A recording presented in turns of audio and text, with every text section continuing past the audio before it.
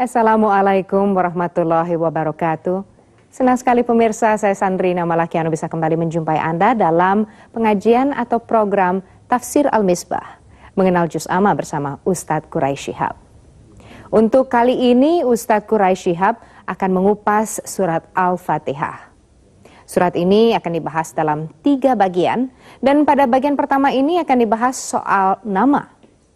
Paling tidak ada 25 nama surat ini, namun yang populer hanya 3, yaitu Al-Fatihah, Ummul Quran, dan Sab'ul Masani. Dari 3 nama itu, Al-Fatihah menempati urutan terbanyak dalam penyebutan nama. Memang surat ini mengandung tema-tema pokok dari semua ayat yang ada di dalam Al-Quran.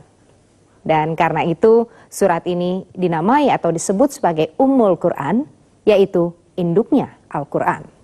Di samping itu akan dibahas pula perbedaan ulama tentang basmalah. Apakah basmalah itu masuk dalam kelompok surat Al-Fatihah atau tidak? Perbedaan pandangan itu akan dikupas oleh Ustadz Quraisy Shihab. Jadi kami ajak Anda untuk langsung saja mengikutinya. Bismillahirrahmanirrahim. Alhamdulillah. Wassalatu wassalamu ala Rasulillah Sayyidina Muhammad wa ala alihi wa ashabihi wa man wala. Kali ini kita akan bahas suratul Fatihah. Suratul Fatihah punya banyak nama. Yang paling populer Al-Fatihah, Ummul Kitab, As-Sab'ul Mathani. Selain dari itu, ada namanya Al-Asas, landasan. Ada Asy-Syifa. Ada Al-Wafiyah, yang sempurna. Ada Al-Waqiyah, yang melindungi. Ada Ar-Ruqyah, sama mantra. Sebenarnya bukan mantra dalam pengertian umum, tapi dia bisa memberi dengan pertolongan Allah yang membacanya bisa mendapat perlindungan. Dan masih banyak nama-nama yang lain. Surah ini ada yang berkata yang pertama diterima Nabi. Itu Syekh Muhammad Abdu berpendapat demikian. Karena katanya suratul Fatihah ini induk Al-Quran. Biasanya dibicarakan dulu secara umum baru dirinci. Nah, Allah Subhanahu wa taala di sini berbicara secara umum tentang kandungan Al-Quran. Nah, mulai dari Al-Baqarah ke bawah itu rinciannya. Tetapi pendapat ini ditolak oleh banyak sekali ulama. Mereka berkata yang pertama itu adalah Iqra. Sementara ulama berkata bahwa ini surah yang ke-6 yang diterima Nabi. Ada lagi yang berkata ini surah turun di Madinah, jadi jauh sesudah itu. Riwayat menyangkut turunnya surah ini berbeda-beda, sampai-sampai ada ulama berkata ini turun 2 kali. Sekali di Mekah, sekali di Madinah. Karena mereka tidak bisa memberikan putusan yang mana nih di Mekah atau di Madinah. Betapapun, surah kita ini terdiri dari 7 ayat. Imam Syafi'i berpendapat bahwa Bismillahirrahmanirrahim itu adalah ayat pertama suratul Fatihah. Kalau Imam Malik berpendapat ayat pertamanya adalah Alhamdulillahirrabbilalamin. Itu sebabnya kalau Bapak Ibu ke Mekah, itu mereka tidak baca Bismillah di sana. Tapi dia mulai dengan Alhamdulillahirrabbilalamin. Tetapi itu bukan berarti Bismillahirrahmanirrahim bukan ayat Al-Quran. Karena di suratul Naml ada firman Allah, Innahu min Sulaiman wa innahu Bismillahirrahmanirrahim. Jadi Bismillahirrahmanirrahim itu adalah ayat Al-Quran. Oke. Itu juga menunjukkan bahwa Bismillahirrahmanirrahim sudah dikenal jauh sebelum itu disampaikan kepada Nabi Muhammad. Ya kan? Nabi Sulaiman sendiri sudah nulis surat awalnya Bismillahirrahmanirrahim. Oke. Mari kita lihat Bismillahirrahmanirrahim ini apa maknanya. Biasa diterjemahkan dengan nama Allah yang pengasih lagi penyayang. Dengan. Mestinya kalau saya berkata dengan, ada kata sebelumnya baru lurus kata-kata itu. Misalnya saya berkata begini, dengan si A yang gagah berani. Sempurna tidak itu kalimat? Anda perlu sisipkan satu kata. Dengan si A yang gagah, saya datang dengan si A yang gagah berani. Saya bersahabat dengan si A yang gagah berani. Di sini, dengan nama Allah yang pengasih lagi penyayang. Apa ini dengannya ini? Ya kan? Nah, ulama-ulama kemudian berkata perlu disisipkan satu kalimat. Suatu kata supaya sempurna itu. Kalau saya bertanya pada ibu atau bapak, apa kabar? Baik. Apanya yang baik? Ada sisipan dong, ya kan? Berita saya, kabar saya baik. Nah, di sini juga dengan nama Allah itu ulama ada yang menyisipkan saya memulai pekerjaan saya ini dengan nama Allah yang pengasih lagi penyayang. Saya memulai membaca, saya memulai menulis, saya memulai menyembelih. Itu arti dengan. Jadi ada sisipan. Ada lagi yang berkata bahwa dengan itu yang disisipkan adalah kuasa atau pertolongan Allah. Dengan pertolongan, dengan kuasa Allah yang maha pengasih dan penyayang. Kalau saya berkata dengan kuasa dan pertolongan Allah, itu tertanam di dalam hati saya bahwa saya ini makhluk lemah. Saya tidak bisa melakukan ini kecuali atas bantuan Allah. Nah, dengan menyebut nama Allah, hati saya menjadi besar, hati saya menjadi kuat. Anak kecil yang jalan sendiri takut. Tapi kalau dikatakan dengan bapak saya jalan. Berani tidak dia? Dia berani. Okay. Dengan nama Allah. Oke. Kenapa basmalah ini menyebut nama? Kenapa dia tidak katakan dengan Allah? Saya mulai ini dengan Allah. Ada ulama yang berkata begini. Nama di situ, isim di situ, sisipan. Tidak mempunyai makna. Maknanya, fungsinya hanya mengukuhkan, menguatkan.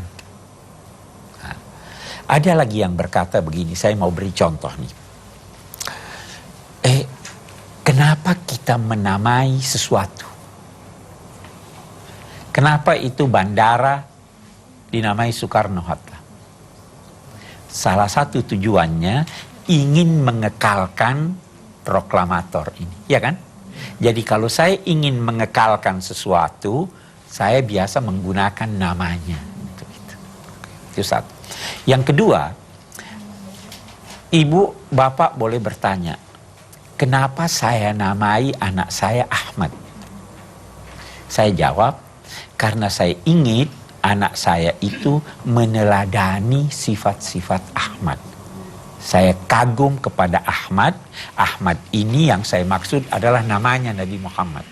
Ya kan? Kenapa itu dinamai Ibrahim? Oh, karena dia ingin meneladani sifat-sifat Nabi Ibrahim. Nah, dengan nama Allah, kalau yang pertama tadi, seakan-akan kita menyebut nama Allah karena kita ingin amalan kita itu kekal. Alangkah banyaknya orang yang mempunyai karya di dunia ini yang sudah dilupakan. Boleh jadi di akhirat juga dilupakan. Kita ingin, kita membaca ini dengan nama Allah. Saya ingin bacaan saya ini mendapat ganjaran yang kekal sehingga saya menemukan ganjarannya di akhirat. Ya kan, menjadi kekal itu ya. Nah, itu satu. Yang kedua, kalau kita berkata nama kita berikan untuk supaya diteladani yang diberi nama, maka Kalau kita berkata dengan nama Allah, maka kita berharap bisa meneladani sifat-sifat Allah sesuai dengan kemampuan kita sebagai makhluk. Beragama itu adalah meneladani sifat Allah sesuai kemampuan kita. Bagaimana Allah? Allah Maha Pengasih. Bagaimana Allah? Allah Maha Pemurah. Bagaimana Allah? Allah Maha Mengetahui. Itu kita teladani sesuai dengan kemampuan kita sebagai makhluk. Oke. Dengan nama Allah Ar-Rahman Ar-Rahim. Apa artinya Rahman? Katakan pengasih, Rahim penyayang. Tunggu dulu. Rahman itu pelimpah kasih kepada seluruh makhluk, mukmin atau bukan mukmin, binatang atau tumbuh-tumbuhan. Rahim itu adalah pelimpah rahmat di akhirat. Jadi sewaktu saya berkata dengan nama Allah, pelimpah rahmat di dunia ini kepada seluruh makhluk dan pelimpah rahmat di akhirat pada orang-orang yang mukmin saja. Kita ingin berhenti untuk diskusikan basmalah. Dan baik yang mau berkomentar atau bertanya, Ibu silakan. Bismillahirrahmanirrahim. Saya ingin bertanya Pak Ustadz, anjuran untuk membaca basmalah itu berlaku untuk ketika seseorang hendak melakukan sesuatu yang baik saja atau berlaku umum. Maksudnya ketika seseorang hendak melakukan sesuatu yang buruk juga dianjurkan atau paling tidak diperbolehkan bismillah.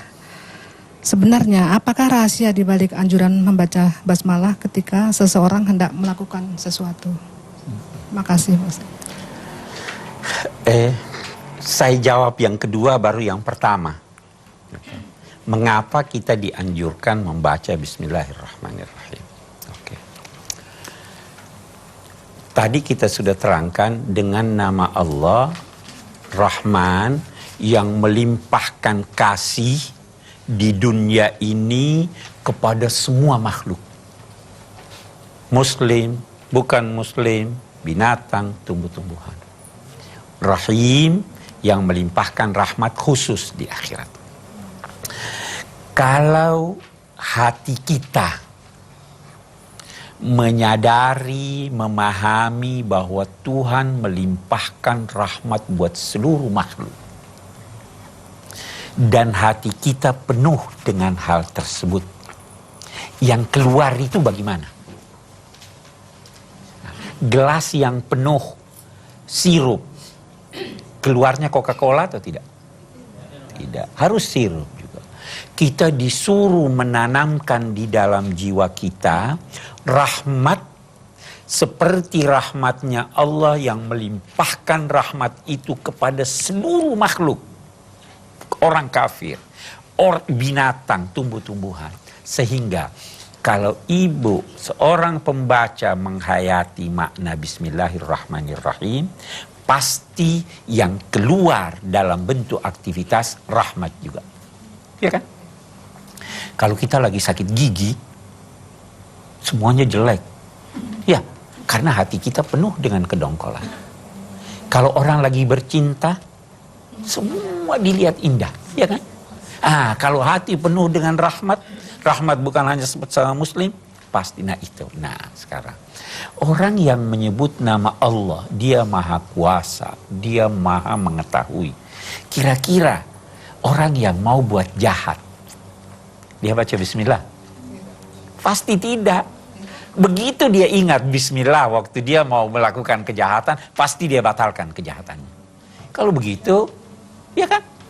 Kalau begitu tidak ada anjuran Anda mau buat kejahatan terus baca bismillah.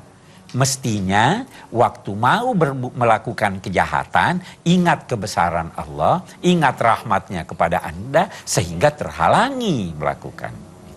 Saya kira itu Bu ya. Oke. Baik, yang lain. Bismillahirrahmanirrahim. Pak Ustadz yang saya hormati, pertanyaan saya begini. Kenapa surat Al-Fatihah disebut juga Ummul Quran? Baik. Itu terambil dari kata amma ya ummu, berarti menuju.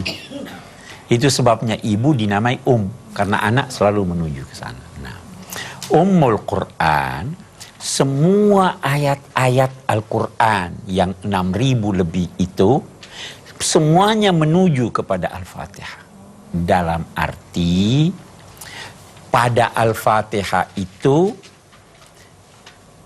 induk tertuju kepadanya semua ayat-ayat Al-Quran, sehingga ayat-ayat Al-Quran lainnya merupakan rincian dari di dalam Al-Quran ada uraian tentang kewajiban ikhlas. Di Al-Fatihah ada uraian tentang kewajiban ikhlas. Di dalam Al-Quran ada uraian tentang sifat-sifat Allah. Di Al-Fatihah ada sifat-sifat Allah. Di dalam Al-Quran ada uraian tentang hari kiamat. Di surat Al-Fatihah ada uraian Maliki Yaumiddin.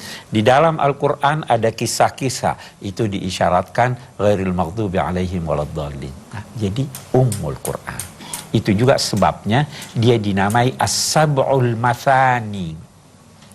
7 ayat yang diulang-ulang. 7 ayat ini kandungannya diulang-ulang pada ayat-ayat yang lain. Atau 7 ayat ini diulang-ulang oleh setiap muslim membacanya setiap salat. Ya kan? Itu jelasnya. Oke. Ada yang lain? Silakan. Bismillahirrahmanirrahim. Pak Ustadz yang terhormat, saya mau bertanya. Di dalam membaca surat Al-Fatihah, ada yang baca Bismillah, ada yang membaca Bismillah. Apakah sumbernya dari hadis? Terima kasih. Kita tahu dulu, Nabi itu hidup di tengah umatnya selaku Nabi dalam waktu sekitar 23 tahun. Sahabat-sahabatnya ini mendengar beliau membaca ayat-ayat Al-Quran. Kemudian sahabat-sahabat itu menyampaikan kepada kita. Dalam konteks Al-Fatihah, ada riwayat-riwayat yang menyatakan bahwa Nabi tidak baca Bismillahirrahmanirrahim. Inilah yang menjadi pegangan Imam Malik. Ada lagi riwayat-riwayat yang kandungannya menyatakan bahwa Bismillah bagian dari Al-Fatihah. Inilah yang dipegang oleh Imam Syafi'i. Ada lagi ulama yang cari kompromi. Dia katakan, sudahlah kita tidak usah baca keras-keras, baca saja dalam hati. Ini pendapat Imam Abu Hanifah. Semua merujuk kepada Al-Quran. Karena itu, seorang yang bermazhab Syafi'i, yang berkata mesti baca Bismillah, itu sah saja sholatnya walaupun imamnya tidak baca Bismillah. Imamnya menganut. Karena apa? Ada yang dinamakan oleh ulama keragaman Nabi beribadah. Rupanya satu waktu baca Bismillah, di kali yang lain tidak baca Bismillah. Satu waktu letakkan tangannya begini, di kali lain begini, itu tidak perlu kita pertentangkan. Ya. Jadi karena semua mempunyai dasar dari riwayat-riwayat yang bisa dipertanggungjawabkan. Saya kira, iya Bu ya. Allah telah melimpahkan rahmatnya bagi seluruh makhluk di atas muka bumi ini. Dalam konteks ini, Allah tidak memandang suku, agama maupun warna kulit. Itulah kemurahan Allah yang Maha Esa. Pemirsa, dalam bagian kedua ini Ustadz Quraisy akan menguraikan tentang pandangan Islam terhadap alam semesta berikut isinya. Islam selalu menanamkan nilai-nilai kesejukan terhadap sesama makhluk. Dan pemirsa, langsung saja kami ajak Anda untuk menyimak uraiannya. Kita lanjutkan, ya. Bismillahirrahmanirrahim. Alhamdulillahi Rabbil Alamin Ar-Rahmanirrahim. Alhamdu. Al di situ berarti segala. Segala. Hamd artinya puji. Segala puji bagi Allah. Puji itu diberikan kepada siapa yang melakukan suatu pekerjaan baik, dilakukannya secara sadar dan tidak terpaksa. Kalau baik tapi tidak sadar, tidak dipuji. Kalau baik, sadar tapi terpaksa, tidak dipuji. Itu berarti segala yang dilakukan Allah adalah baik, itu dilakukannya tidak terpaksa, dan itu dilakukannya dalam dua tanda petik sadar, tahu persis. Allah Maha mengetahui. Puji ini disampaikan oleh seseorang atas perbuatan baik, baik perbuatan itu ditujukan kepadanya maupun ditujukan kepada orang lain. Itu berbeda dengan syukur. Syukur itu kepada saya. Itu sebabnya saya berkata, syukur alhamdulillah saya lulus. Misalnya, syukur alhamdulillah saya selamat. Tapi kalau alhamdulillah itu bisa buat saya, bisa buat orang lain. Alhamdulillah operasinya berhasil. Itu alhamdulillah. Segala puji bagi Allah. Kalau Anda melihat suatu kebaikan pada orang lain, sebelum Anda memujinya, puji dulu Allah. Karena Allah yang menganugerahkan kepadanya nikmat sehingga Anda bisa dapat. Atau orang lain bisa dapat. Saya beri contoh. Saya berhutang pada Bapak, saya diberi. Alhamdulillah pada Tuhan dulu. Kenapa? Dia yang beri itu orang uang. Ya kan? Dia yang menggerakkan hatinya supaya memberi saya. Alhamdulillah, oh itu orang gagah benar. Saya nggak puji dia dulu. Siapa yang memberikan kegagahan dan kecantikan? Allah. Itu segala puji bagi Allah. Itu sebabnya kita dianjurkan memuji Allah dalam segala hal. Bangun tidur, alhamdulillahilladzi ahyana ba'dama amatana. Pakai baju, alhamdulillahilladzi kasana wa razaqana. Makan, alhamdulillah. Segala. Bahkan kena musibah pun ucapkan alhamdulillah. Kenapa? Karena musibah yang didapat itu bisa lebih besar dari itu. Bisa enggak? Hah? Ada orang tabrakan mobilnya. Alhamdulillah cuma mobilnya, orangnya enggak apa-apa. Ya kan? Tabrakan, alhamdulillah cuma kakinya yang patah, enggak mati. Alhamdulillah cuma, alhamdulillah semuanya. Alhamdulillahilladzi la yuhmad ala makruhin siwa. Segala puji bagi Allah. Tidak ada yang dipuji ketika seorang mendapat musibah kecuali Allah. Itu, ya kan? Alhamdulillahi rabbil alamin. Pemelihara alam raya ini. Pemelihara seluruh makhluk. Alhamdulillahi rabbil alamin.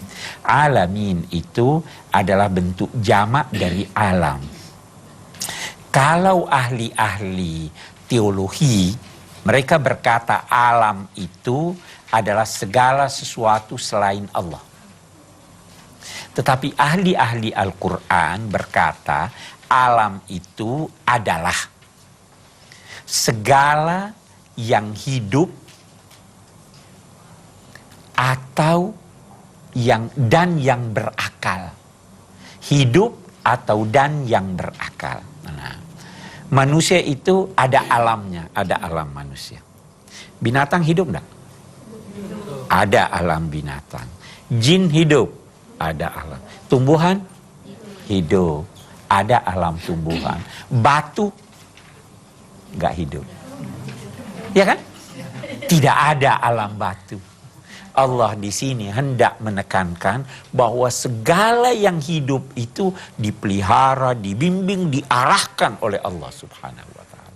Itu artinya alhamdulillahi rabbil alamin. Setelah itu ada lagi Ar-Rahmanir Rahim. Ar-Rahmanir Rahim ini, kenapa ada lagi Ar-Rahmanir Rahim di sini? Padahal sudah ada Ar-Rahmanir Rahim di Bismillah. Mari saya beri contoh. Bapak pelihara ayam, ya toh? Kenapa dipelihara ayam itu? Kenapa Bapak beri makan dia? Apa untuk kepentingan ayam atau untuk kepentingan Bapak? Nah. Bukan kepentingan ayamnya.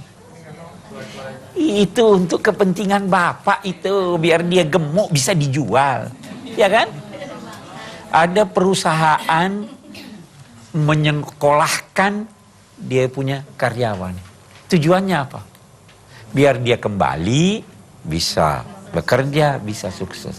Jadi kalau begitu, ada pemeliharaan dan bimbingan pendidikan yang kembali manfaatnya buat yang membimbing. Ya kan? Allah begitu atau tidak? Tidak.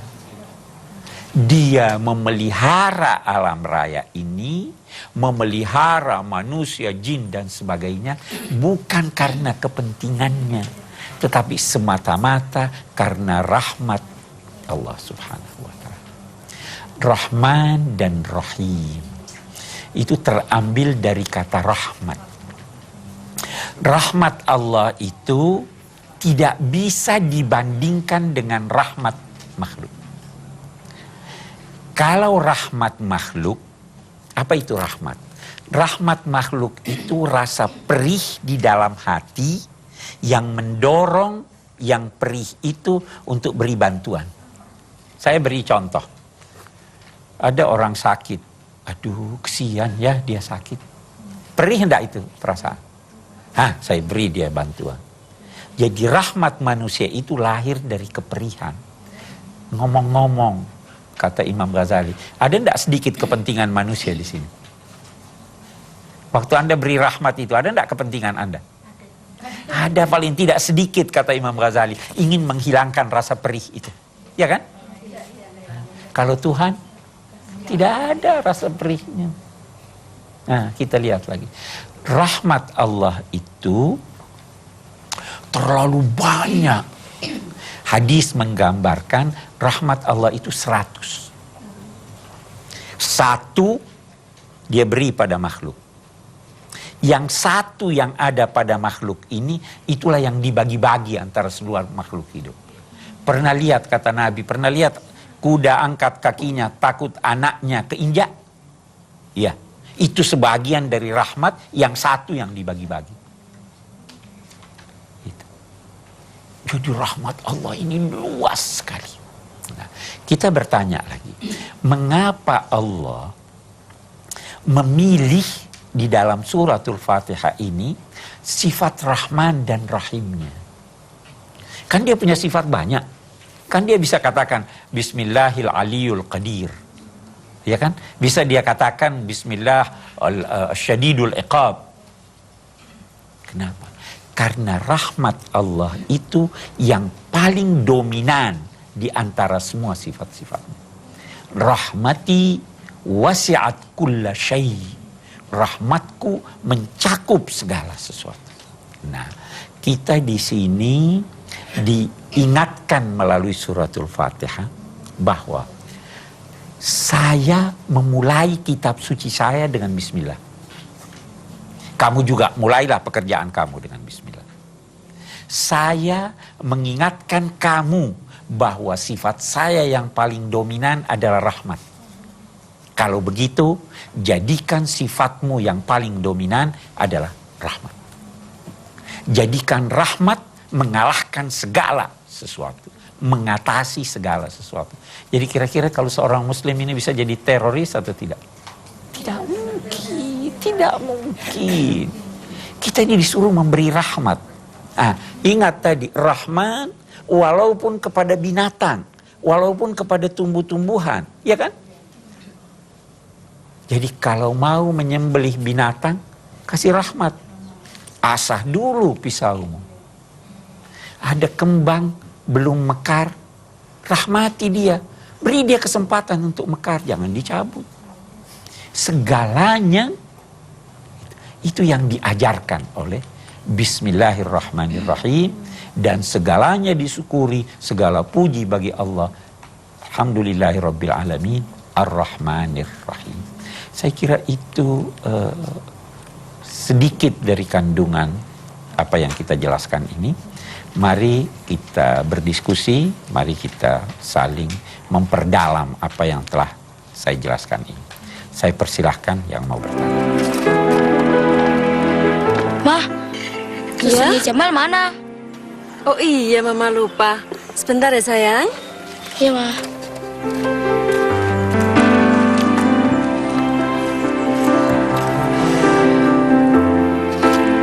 Ayo Jamal, baca basmalah dulu. Bismillahirrahmanirrahim. Nah, gitu dong. Ayo, udah baca basmalah belum? Udah, Mah. Nih susunya.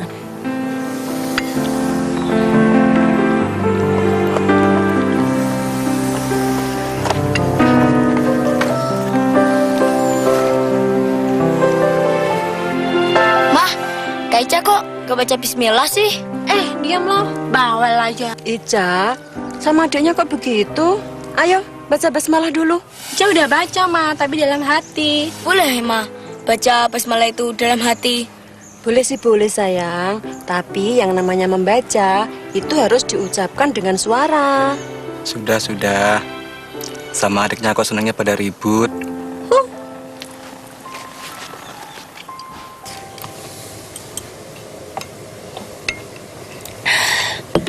Sesudah makan, kita baca apa sayang?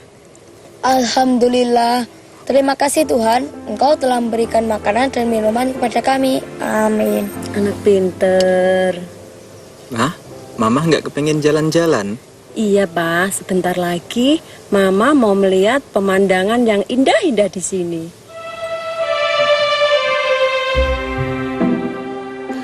Betapa indahnya pemandangan di sini. Betapa besar kekuasaan-Mu, ya Allah. Ya, sayang. Astagfirullahaladzim. Aduh, nggak apa-apa, sayang. Aduh, Nggak apa-apa ya. sakit, Mah. Aduh, Mah sakit nih. Wah, ini sih kesleo. Coba Mama benerin. Tahan ya. Bismillahirrahmanirrahim. Aduh, sakit, Mah. Iya. Aduh. Nih, udah baik nih, udah baik lagi. Coba berdiri. Ayo. Aduh. Gimana? Udah enakan kan? Wah, udah, Mah. Ini udah enakan nih. Alhamdulillahirabbil alamin. Sip, Mah. Terima kasih ya. Iya sayang, sekarang boleh main lagi. Tapi hati-hati ya. Oke, Mah. Iya. Silakan. Bismillahirrahmanirrahim. Saya ingin bertanya, Pak Ustadz, bila seseorang melakukan sholat tetapi lupa membaca surat Al-Fatihah, itu sholatnya sah atau tidak, Pak Ustadz? Terima kasih. La salata liman lam yaqra' bi Fatihatil Kitab. Itu sabda Nabi. Tidak sah salat yang tidak membaca suratul Fatihah. Tuh, jelas ya jawabannya. Silahkan yang kedua. Siapa? Anda. Silahkan. Assalamualaikum. Bismillahirrahmanirrahim. Pak Ustadz yang terhormat, kita sebagai orang muslim dianjurkan untuk mempunyai sifat rahman terhadap semua makhluk Allah. Yang menjadi pertanyaan saya, bagaimanakah jika ada seorang muslim dalam interaksi bermasyarakat kurang menunjukkan sifat rahman terhadap sesama makhluk Allah? Terima kasih.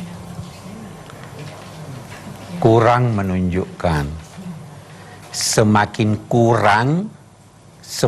kurang keberagamaannya.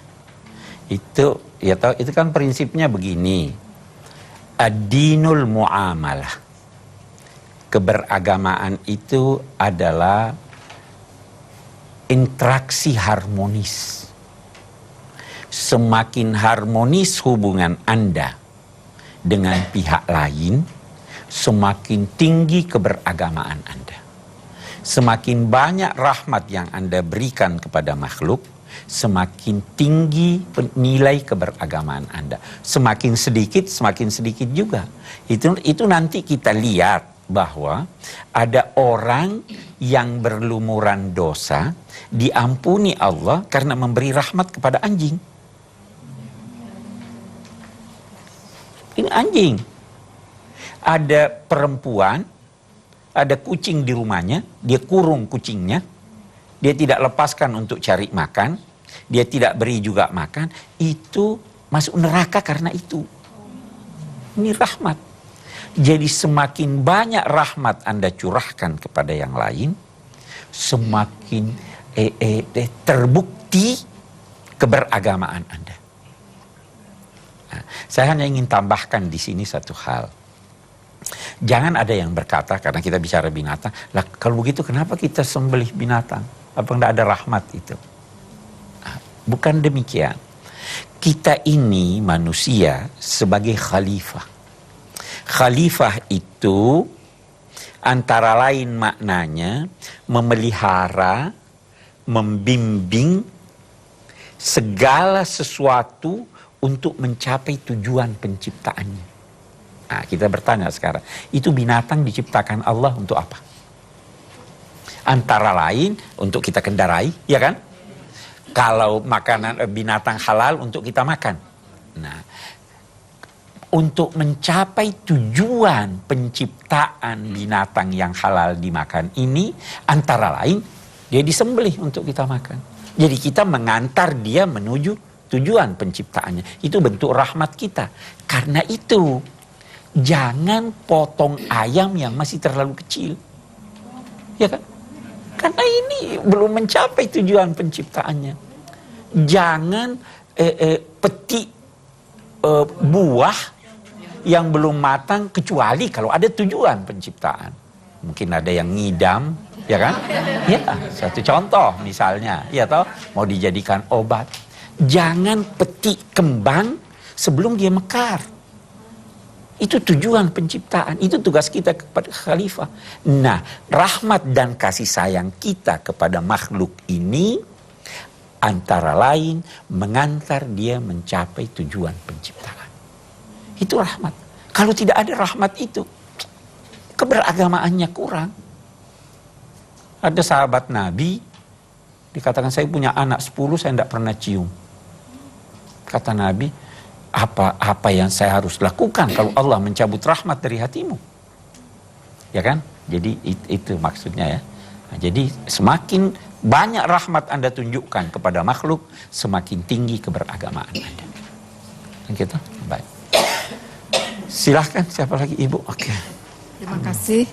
Bismillahirrohmanirrohim.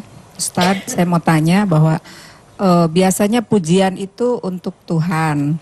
Tetapi sebagai manusia kita juga selalu ingin dipuji. Sampai di mana batasan pujian bagi manusia? Terima kasih. Satu dulu hal yang kita mau lihat mungkin bisa menjawab pertanyaan Ibu. Di sini dia katakan alhamdulillahi rabbil alamin.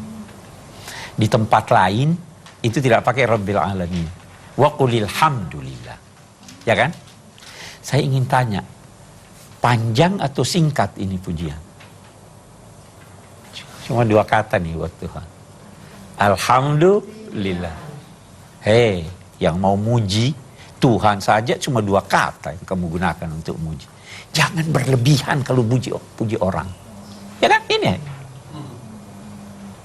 Yang kedua, nanti kita akan bahas iyyaka na'budu, hanya kepadamu kami menyembah.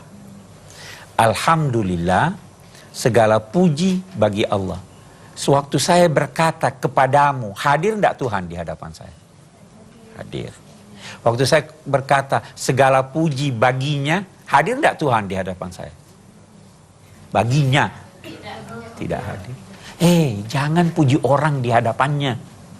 Karena apalagi kalau banyak Anda memuji orang di hadapannya, pujiannya bisa menjerumuskan dia.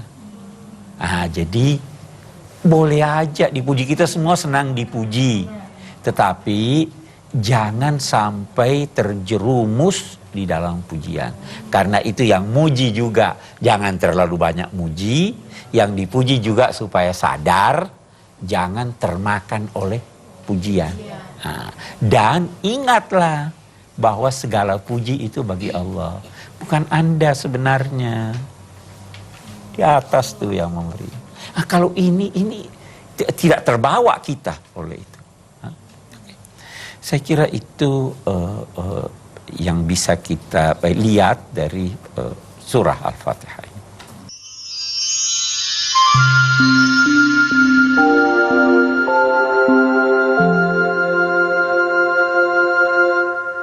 Saya ingin mengambil kesimpulan. Sebenarnya banyak yang bisa kita tonjolkan. Yang pertama, Allah memulai kitabnya dengan bismillah. Kalau begitu mulailah semua pekerjaan Anda dengan nama Allah. Ya kan? Yang kedua, bismillah berarti saya memulai dengan minta pertolongan Allah. Atau saya melakukan pekerjaan ini tidak bisa saya lakukan kecuali kuasa Allah. Kalau begitu, setiap Anda melakukan pekerjaan, mintalah bantuan Allah. Karena Anda tidak bisa, jangankan nasi yang ada di hadapan Anda sudah suap masuk di mulut, itu bisa tidak masuk kalau Allah tidak kehendaki. Bisa tidak dimuntahkan? Mintalah pertolongan Allah. Dan sadarilah bahwa itu terjadi karena kuasa Allah. Nah itu. Nah. Yang ketiga, warnailah semua aktivitas Anda dengan warna ketuhanan. Warnai, ingat Tuhan. Warnai ini. Di situ nanti yang melahirkan keikhlasan kepada Allah Subhanahu wa taala. Itu sebabnya salah satu makna bismillah, saya lakukan pekerjaan saya ini demi karena Allah, bukan karena siapa-siapa. Itu barangkali kesimpulan yang dapat kita ambil dari beberapa ayat dari surah Al-Fatihah ini. Insya Allah kita akan lanjutkan dalam episode yang akan datang. Wassalamualaikum warahmatullahi wabarakatuh. Tinggi tidaknya tingkat keberagaman seseorang bisa dilihat dari sejauh mana orang itu mampu memberikan nilai kesejukan bagi sesama ciptaan Allah. Sampai di sini dulu kebersamaan kita pemirsa dalam Tafsir Al-Misbah, mengenal Juz Amma bersama Ustadz Quraish Shihab. Saya Sandrina Malakiano mengucapkan terima kasih untuk perhatian Anda. Semoga bermanfaat. Wabillahi taufiq wal hidayah. Wassalamualaikum warahmatullahi wabarakatuh.